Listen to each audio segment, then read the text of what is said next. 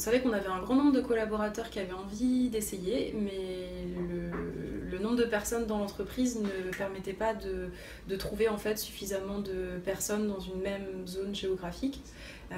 Alors que là, en fait, le potentiel, en fonctionnant avec d'autres entreprises de la zone, devenait beaucoup plus important pour trouver des gens en fait, qui vivent dans la même commune que soi.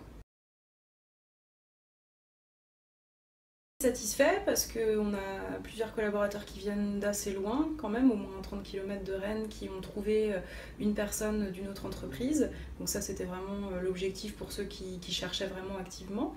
Et d'autre part, on a aussi d'autres collaborateurs qui n'étaient pas forcément volontaires pour essayer, qui ont un peu au fil du temps changé leur vision des choses et qui ont décidé d'essayer au moins. Donc c'était l'objectif premier, d'amener les gens à tester, donc on est plutôt satisfait.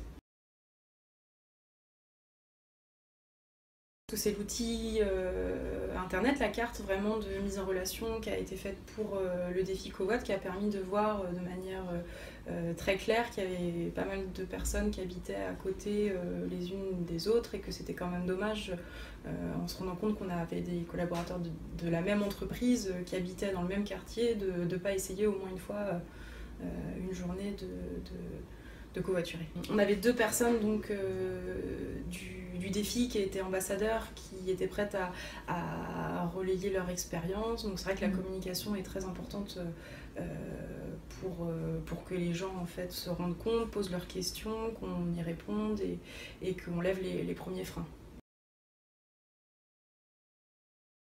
Alors, on a donc notre directeur d'établissement qui a décidé de réserver des places, 6 places de stationnement sur nos 80 places. Donc, on trouvait que c'était une bonne initiative pour justement, dans le cadre du défi, inciter les personnes à essayer, en sachant que même si elles arrivent un peu plus tard que les autres, c'est plus la règle du premier arrivé, premier servi, mais au moins on valorise en fait leur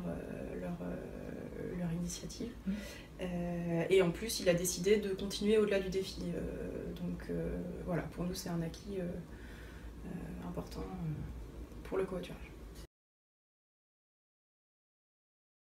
Je l'espère, au moins pour quelques personnes, oui, que surtout ceux qui ont trouvé en dehors de l'entreprise, en fait, pour qui ça a l'air de bien fonctionner. Pas forcément du covoiturage tous les jours, mais plutôt à la carte. Au moins, les gens se connaissent maintenant, ils ont leur contact, et c'est ça, en fait, qui permet de faire du covoiturage de manière très régulière.